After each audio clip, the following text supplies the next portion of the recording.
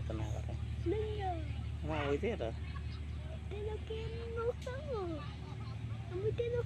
sáng dễ nó nổ một tiết nó xí nó ngỏ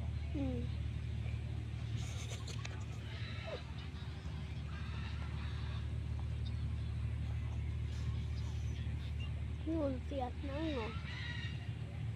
và bịch nhánh nha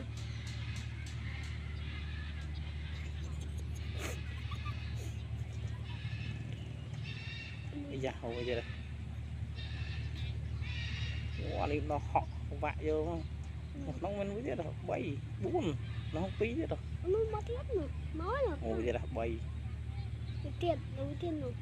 đâu pi tiền rồi nó máu nó máu này nó